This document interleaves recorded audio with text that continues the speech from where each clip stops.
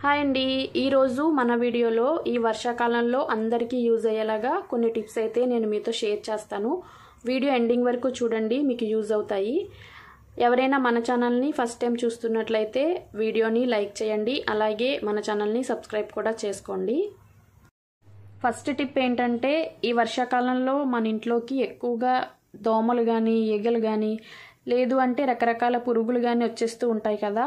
అలా రాకుండా ఉండాలి అంటే మనకి నీళ్లు నీట్గా కనిపించాలి అంటే గనక ఇలా ప్రతిరోజు సాయంత్రం ఇంట్లో దీపం పెట్టాలి. అది నేను ఎలా పెట్టాలనేది వీడియోలో చూపిస్తున్నాను చూడండి. ఫస్ట్ ఏదైనా ఒక మట్టి ప్రమిదని తీసుకుని దానిలోకి కొద్దిగా కాఫీ పౌడర్ని యాడ్ చేయండి. కొద్దిగా కాఫీ పౌడర్ని ఇలా వేసుకుని తర్వాత కొద్దిగా ఆయిల్ వేసుకోండి. మనం దీపారాధనకి చేసే ఆయిల్ ఏదైనా వేసుకోవచ్చు. అలా వేసుకున్న తర్వాత రెండింటిని మిక్స్ చేసేసేయండి.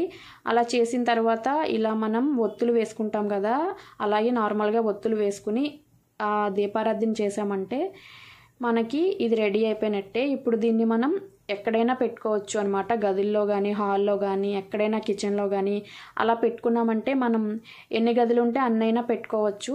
చూసారు కదా, ఇలా మనం రెడీ చేసుకుని మన గదుల్లో పెట్టుకున్నామంటే మనకి ఈగలు కానీ దోమలు కానీ ఇలా ఏమీ ఇంట్లోకి రాకుండా ఉంటాయన్నమాట.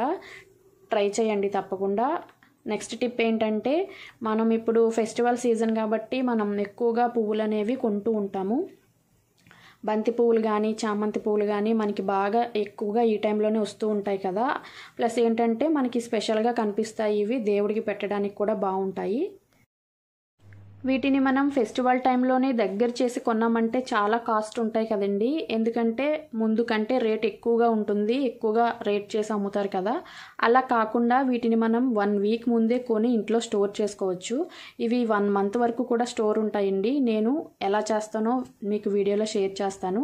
ఇలా మన ఇంట్లో మనం ఏదైనా యూస్ చేయలేని బాక్సులు ఉంటాయి కదా, నేనైతే ఇలా డేట్స్ బాక్స్ తీసుకున్నాను. మీ దగ్గర ఇలాంటి బాక్సులు ఏమైనా ఉంటే దాన్ని తీసుకుని దానిలోకి ఇలా ఏదైనా టిష్యూ కానీ వైట్ పేపర్ కానీ ఏదైనా వేసేసి దానిలోకి మనం ఈ చామంతి పూలు కానీ బంతి పూలు కానీ గులాబీ పువ్వులు కానీ మీ దగ్గర ఏముంటే అవి ఇలా వేసేసుకోండి. అలాగే పేపర్స్ని ఇలా చిన్న చిన్న బాల్స్ కింద చేసుకుని అలా మనం ఫ్లవర్స్ మధ్యన వేసేసుకున్నామంటే మనకి అందులో ఉన్నటువంటి తేమ అనేది ఎక్కువగా రాకుండా మనకి 1 మంత్ వరకు కూడా ఈ పువ్వులు అనేవి ఫ్రెష్గా ఉంటాయండి. మనం దేవుడికి పూజలప్పుడు బాగా యూస్ చేసుకోవచ్చు. మనం అప్పటికప్పుడు కొనుక్కునే కంటే ఇలా ముందే కొనుక్కుని స్టోర్ చేసుకున్నామంటే మనకి దేవుడికి పెట్టుకోవడానికి కూడా చాలా బాగుంటాయండి. ఇలా మనం వీటిని రెడీ చేసుకోవచ్చు. దీన్ని మనం ఫ్రిడ్జ్లో స్టోర్ చేసుకున్నామంటే మనకి చాలా రోజుల వరకు పువ్వులు ఇలాగే ఫ్రెష్గా ఉంటాయండి. నచ్చితే తప్పకుండా ట్రై చేయండి. తర్వాత మనకి ఈ వర్షాకాలంలో ఉల్లిపాయలు అనేవి ఎక్కువగా తేమ వచ్చేస్తూ ఉంటాయి కదా, ఎందుకంటే అవి ఈ చల్లదనానికి ఎక్కువగా తేమగా ఉంటాయి, అంటే కొంచెం చెమ్మగా ఉంటాయి అన్నమాట. అలా మనం బజార్ నుంచి తెచ్చుకున్న తర్వాత మనకి అలా కొంచెం చెమ్మగా ఉన్నట్లయితే ఇలా మనం స్టవ్ ఆన్ చేసుకుని స్టవ్ మీద ప్యాన్ పెట్టుకుని ఆనియన్స్ అన్నిటినీ కూడా ఇలా 1 by 1 కొద్దిగా హీట్ చేసుకోండి. ఎందుకంటే అందులో ఉన్నటువంటి తేమ పోయే వరకు హీట్ చేసుకున్నారంటే మనకి ఎక్కువ రోజులు నిల్వ ఉండడానికి అయితే అవకాశం ఉంటుంది. నెక్స్ట్ వన్ ఏంటంటే, మన ఇంట్లో మనం ఇలాంటి రబ్బర్స్ వాడుతూ ఉంటాం కదా, ఈ బ్యాండ్స్ అనేవి మనం దేనికైనా పెట్టడానికి వాడుతూ ఉంటాం కదా.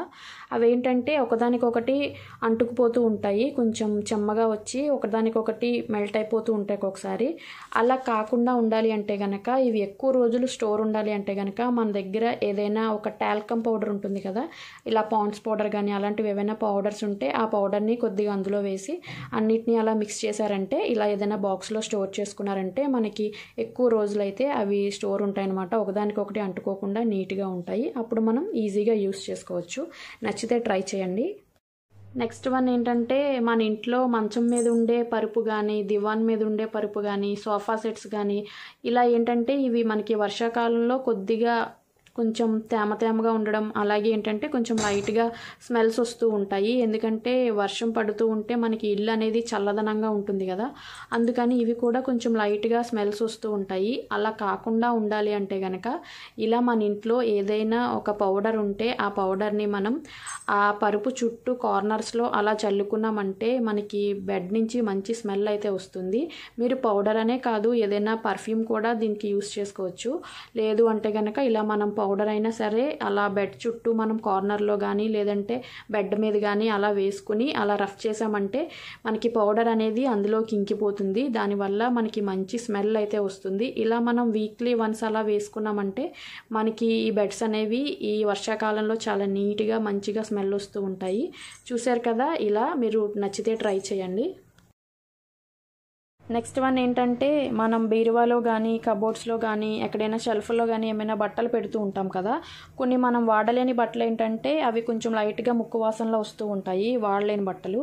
అలాంటి వాటి చోట మన ఇంట్లో వాడే అగరబత్తీలు ఉంటాయి కదా, అగరబత్తీ స్టిక్స్ని మనం ఆ బట్టల కార్నర్లో పెట్టామంటే ఎప్పుడు కూడా బట్టలు స్మెల్ రాకుండా మంచి స్మెల్తో ఉంటాయండి. చూసారు కదా నేను ఇలా స్టిక్స్ని ఎలా పెడుతున్నానో, సేమ్ మీరు కూడా అలాగే మనం వాడలేని బట్టల దగ్గర అలా కార్నర్స్లో మనం అగరబత్తీ స్టిక్స్ని పెట్టామంటే మంచి స్మెల్తో ఉంటాయి, ఎప్పుడు కూడా నీట్గా కనిపిస్తాయి అన్నమాట. మనం ఎప్పుడన్నా వేసుకోవాలన్నా కూడా చాలా నీట్గా ఉంటాయి.